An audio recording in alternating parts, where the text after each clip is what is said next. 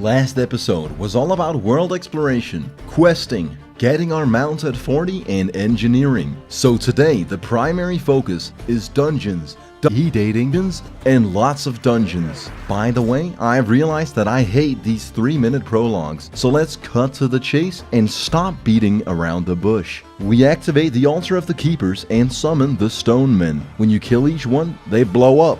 So any seasoned WoW veteran will hide behind the pillars. Personally, I chose to face tank every explosion, take aggro on the last mob, get our whole party wiped, and report Staya for toxicity when he called me bad. Then, we may have wiped again after someone riled up a mob of dark dwarves, after which, and you wouldn't believe this, we wiped yet again. The way I see things, no one's really to blame, we're all equally at fault here.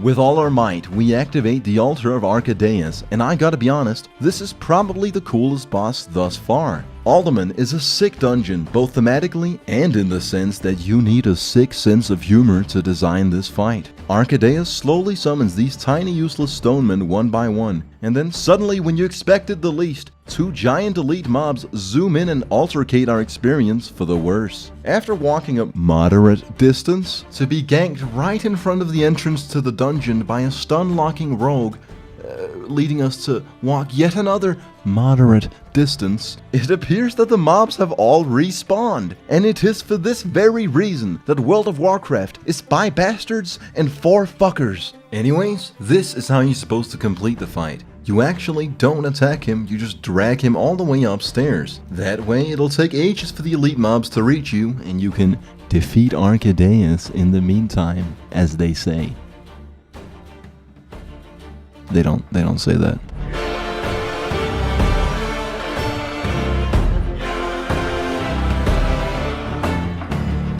You better believe I started questing in Feralis. This zone is cool as fuck. In fact, let me tell you about it. Basically what happened is that in Feralis I made the executive decision to say, man, fuck this shit.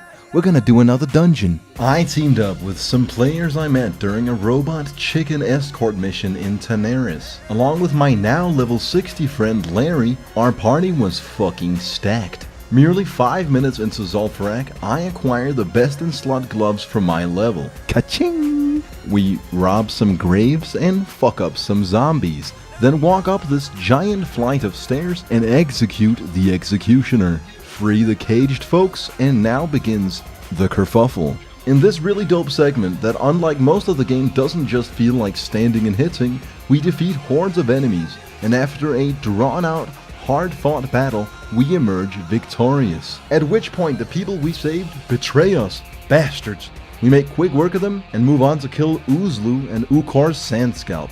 Watch out for the snakes. Finally, we reach the end of Zul'Farrak, where Garzilla emerges from the water, and with absolute conviction, we smite him from this plane of existence. Our group was admittedly a well-oiled machine. Individually, we were fingers, but together we had joined to become a hand. There was not a single hiccup, and it was easily one of the cleanest dungeon runs thus far. All my party being mega overleveled probably helped, but I digress. Now, why did I go through the trouble of traveling to the southernmost tip of Kalimdor? Because, by completing the Garzilla quest, I'm granted the carrot on a stick, which lets me move 3% faster whilst mounted. Vanilla WoW is monotonous and 15 years old, so I made the executive decision to diminish the game's lifespan. Then, these trained World of Warcraft professionals taught me about a secret jump. There's one single pixel that'll allow you to get on the cage in Gadgetzan, leaving you just out of range of the Gadgetzan bruisers, meaning you're free to attack the Horde players with theoretically no repercussions.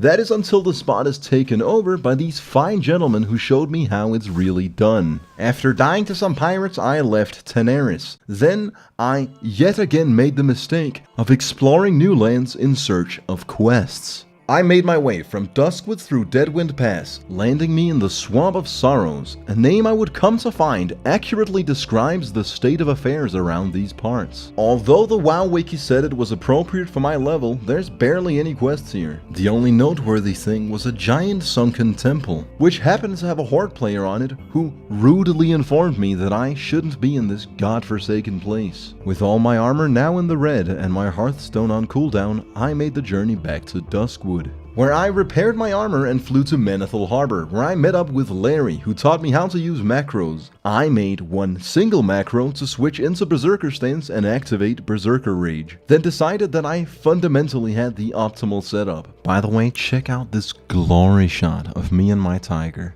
God, I'm sick at this game.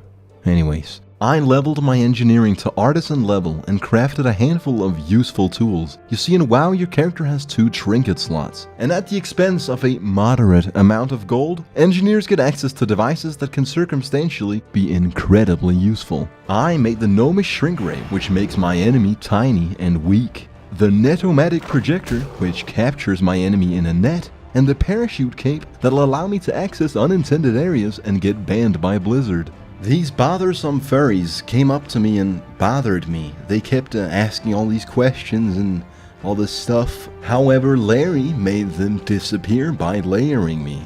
Always a G. Larry and I started a fight pit outside Ironforge, but I had an ace up my sleeve. An ultimate move, if you will. If we're speaking in metaphors, which we are, I suppose you could say I had one in the chamber. I was going to lure my opponent outside of the ring and trap him with my net, letting me win the duel even if I'm way lower level and under-geared. Sadly, the net backfired and I captured myself, leaving me at the mercy of an absolute whooping. I'd had enough of PvP and ran Alderman again with this role-playing dwarf who would type Drinky every time he sat down to drink. We nailed the whole dungeon without a single mistake, and Drinky was an absolute fucking god at this game. He taught me how to use the rasp emote. I then won the roll for the treasure chest, landing me a pair of completely trash bracers that I would go on to vendor for close to no monetary gain. To summarize about 10 hours of my life, even with PvP trinkets, free action potions, and a level advantage, I still don't beat mages 1v1 in world PvP. I also still don't know if I'm enough of a man to level to a point where I'd have fair grounds on which to review WoW Classic. And yes, I still ninja loot chests without rolling for them. It's worth it, I'm telling you. I make off like a bandit. Then I made a tailor turn my Mageweave cloth into Mageweave bolt, at which point Rashmak approached me with a dubious offer. With materials that I could purchase in the auction house for what I would describe as a compromising monetary setback, he would enchant my fiery war axe with a fiery enchant, making it a fiery war axe. Do you know how powerful that makes me? I fucking love this game, man. I know it's a bit of a circle jerk, but despite all its flaws, this game is genuinely rewarding. At times. But all these negligible pieces of information are benign compared to what I'm about to tell you. A few days later is the very moment in time where I would cross paths with my soon-to-be new WoW GF. I met Emiri in Stranglethorn Vale. She'd been mailing me for weeks and had finally managed to find me. Considering the solo warrior leveling experience, she was a godsend. Together we completed nearly every single quest in Stranglethorn. After which we got E-smashed at 6 AM. What the fuck am I doing with my life? In an excited delirium, I decided to ditch Elizabeth for being disloyal and low level. It's entirely unacceptable that she has a real life. And that she's not actively carrying me through the game. It was cute while it lasted, boys.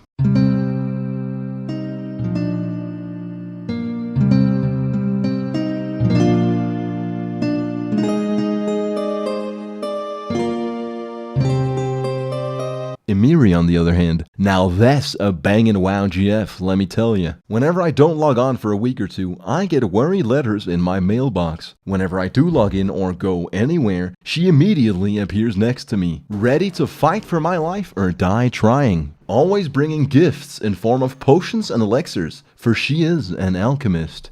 Did I mention she loves killing Horde players, and she called Larry a boomer for not revealing his age?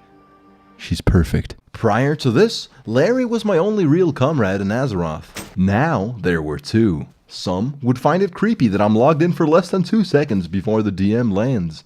Jonathan, where have you been? Did you get my message? But I see this as the very level of dedication necessary to be a top shelf certified S+ 5-star WoW GF.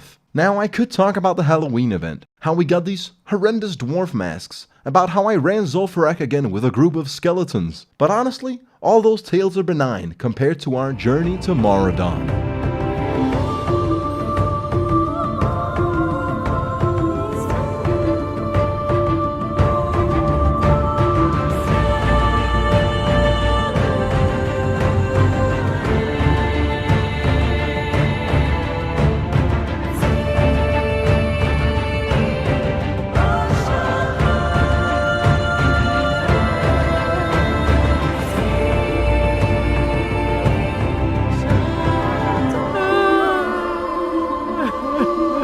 Now, experienced WoW players, it's more than standing and hitting. May look at that and think to themselves, Moonglade, Winterspring, and Feralas. What in God's name does any of those places have to do with Maraudon? Well, allow me to explain how I well and truly shit the bed and made a crucial mistake. Now I'll up and admit it. I fucking hated the mid-level 40 grind as a warrior. It basically boiled down to inefficiently questing in Teneris and Stranglethorn Vale, or running Zul'Farrak and Alderman. No matter how you look at it, it's just cookie clicker with extra steps. So I was ecstatic to reach level 46, cause that meant I could run Maraudon. I wanted to make sure to pick up all the quests for the dungeon, so I looked them up on the WoW wiki. Many of them can be picked up in Desolace, but there was one that I had to travel quite far for. I flew to Menethil Harbor and sailed to Darkshore, from where I went down into Ashenvale, the southeast London of Azeroth. From there, I went onwards up into Felwood. You see, I had my eyes set on Moonglade, where I'd pick up the final Maraudon quest. I run past this quest marker with perfect focus, knowing full well that it's more efficient to stay on the task at hand than do every quest I see. When I reach the Furbolg stronghold, I'm humbled yet again.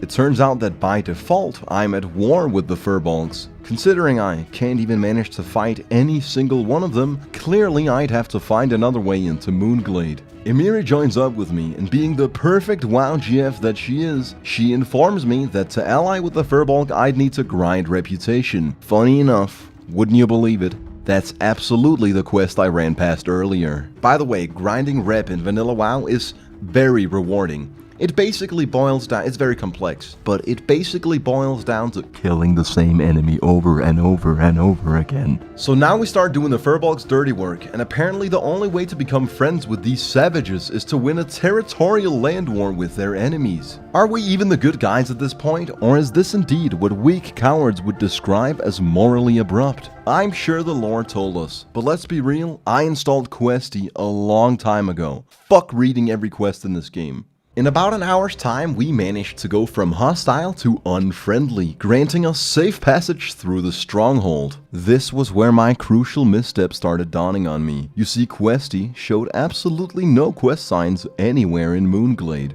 After a quick double take on the WoW wiki, it turns out this is where the quest ends. It starts in Desolace. As a new player, finding this out was very disappointing. You see, every single other dungeon, bar none, has got their quests spread all over Azeroth, and for whatever reason, the only dungeon where I truly bothered to pick up every single quest and traveled, mind you, literally halfway across the world, is the one dungeon that conveniently has all the quests in the same place, right next to the dungeon. Oh boy, alright.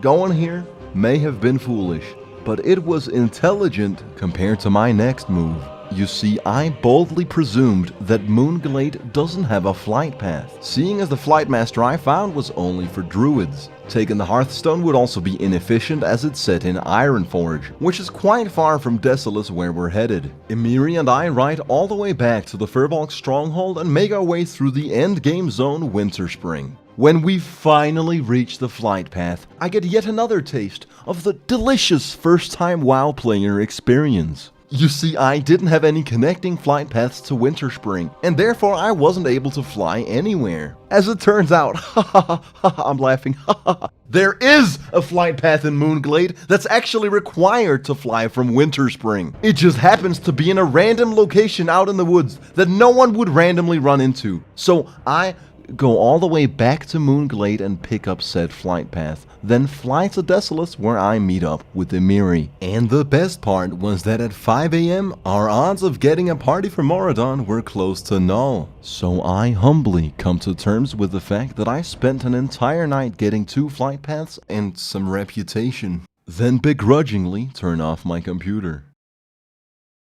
The day after, though,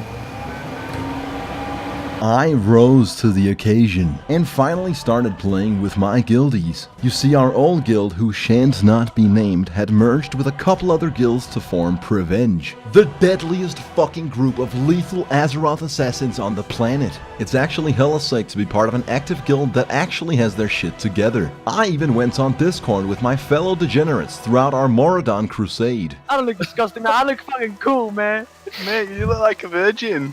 Hey, man, shut up. The vast majority of our communications does not fit within the advertiser guidelines, so it has been cut from the video. What you need to know is that Maraudon is a fantastic dungeon, and Prevenge is absolutely the best guild on EU Noggenfogger, perhaps with the exception of buying GF. But that's neither here nor there. If the people I normally team up with for dungeons are irredeemable bastards who are lowly intelligent at best, then my Prevenge guildies are Azeroth guerrilla soldiers. They're fucking raid-hardened World of Warcraft primates. They got this shit on lock.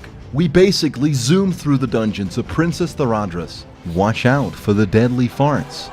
And watch out, she throws a rock. Whoa! Whoa. We kill her in hopes of getting me the Blackstone Ring, which is undisputedly the best ring warriors can wear until several content updates come out. After Theradras, we jump down and kill Rodgrip to try and finesse the Albino Croc scale boots for Emiri, who by the way was very loyal when my guildies made advances.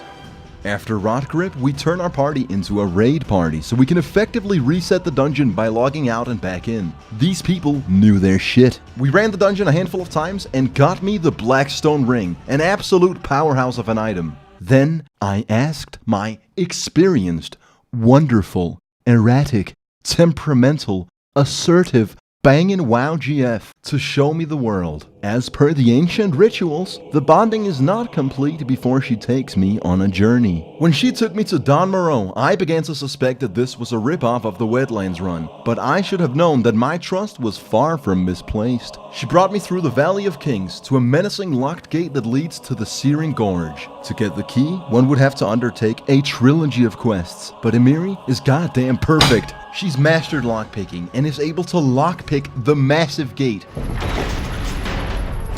allowing us to ride headfirst into the Searing Gorge, a zone I had only been able to observe from the air. A zone that had always intrigued me. A zone that is absolutely ruthless and filled with horde players, many of which have evidently forgotten to take their ADHD medication. We weren't gonna take it lying down though. The second we saw Nut Buddy, we jumped him. They feared me, leaving me incapacitated, able to only watch them beat up my WoW GF whilst I cowered in fear. Extremely disrespectful. When they killed Emiri, it invoked my primal fucking hatred. With pure skill and absolute determination, I crit Nut Buddy twice, ending his measly existence. His friend Bangdoi slows me and flees like the weak coward he is. He clearly didn't get the memo that at level 47, I'm a goddamn expert at this game. I use my macro to switch into Berserker stance, letting me intercept his cowardice. With a clean double proc from my fiery war axe, I stood victorious. And you better believe we camped their corpses. God, I'm glad I picked Night Elf. Stealth, front flips, you move really fast every time you die, a fucking tiger for a mount. Anyone not picking this race are clearly on the wrong side of history. Speaking of being on the wrong side of history, this cunt shamelessly took us out even though he had nothing to do with our kerfuffle. The fact that I would go on to forgive Bangdoi and quest on in peace is a testament to how good of a fucking person I am. We went on to let a guy out of a locked bathroom. I question how he ended up in that predicament in the first place, but when I get over 5,000 XP for little to no work, I don't ask any questions. I just take the progress, turn around, and walk away. This is how you play World of Warcraft. You leave your trusted companion to die so you can loot the scroll for the quest. Get hit with a regularly occurring 20-second polymorph. Once you finally break out of said spell, you focus on what's truly important, the goddamn quest. With your priorities in order, you nearly complete the quest, but get interrupted once more. Then die to the mobs that you could have probably killed had you worked together. Finally, you undergo the Walk of Shame. We went back to Ironforge to sell some shit, stock up on food, potions, and to level up my abilities, which to be honest, I forgot was even a part of the game. Emiri vowed to be my personal alchemist. I got my boy sending me godlike weapons, and my girl brewing me potions. My situation is godlike, and most WoW players are not this lucky. She even made me homemade cheese. It was delicious. We teamed up with Larry on his second character, which made me feel a little bit iffy about my own progress. Not just had he leveled his gnome warrior to 60, he was also approaching my level on a paladin. Granted, it's the easiest class to play in the game. It's basically an Azeroth RuneScape simulator. If there's one class which is actually just standing and hitting, then that class would be paladin. Speaking of the patented stand and hit gameplay, I'll concede that I was wrong. Vanilla WoW is not just standing and hitting. You can also jump. That's a whole element that I left out in my previous statements, and I can see now that there's a whole dimension of gameplay that I had overlooked. Anyways, I quested with Larry and Emiri in the Searing Gorge. We summoned this dragon. I gotta be honest, it's been over 100 hours of game time since I followed the plotline of this game. I have no idea who this dragon is, or what he does. For all I know, he could be the final boss, or maybe he's our friend. All I know is I don't ask any questions. I take the XP and walk away. I would go on to jump in the lava and die. Naturally, my comrades jumped in as well to make me feel better. It goes back to the age-old saying, if your friends jumped off a bridge, would you do it? Well, if you want to be a top shelf certified 5-star WoW GF, the answer is yes. No hesitation, with haste, immediately. We then farmed Incendosaurs for XP, finished off a bunch of quests, and then traveled to Stranglethorn Vale to take a shot at the arena chest. Not just is there potentially spoils of battle, but if you actually spent countless hours to loot it and get the Arena Master 12 times, you can turn them in for the Arena Grandmaster Trinket, which is actually half decent. This game, man. The moment the chest spawns, I greed for it, only to be fumbled by a priest with his cursed spells. I have no idea what they do, but they interrupted my looting. It didn't matter though, cause being a group at the arena is so scummy. Having 2 bodyguards skanking on my behalf, I managed to loot the chest, aka the authentic Asmongold experience, and I make off like a bandit. To celebrate our absolute victory, we decided to sail out for adventure. Sadly, with my brainlet, lukewarm IQ, and absolute piss-poor hand-eye coordination, I fall off the boat. When it takes off, most people would be surprised to find out that I have access to forbidden knowledge. I merge with the boat and start frivolously skipping across the water. You fools! You underestimated my power all along! I'm unstoppable! Look at the technique, the grace, the dignity. All this time, I faked being a really bad beginner at this game, when deep down, at the very core of my being, I was actually the greatest of all time, a true legend of Azeroth. I'm actually the fucking champion is what I'm telling you. Do you feel my sheer fucking energy? The spring in my step, the glint in my eye, the fire in my belly! What do you take me for, a goddamn fucking casual? No! I'm the greatest!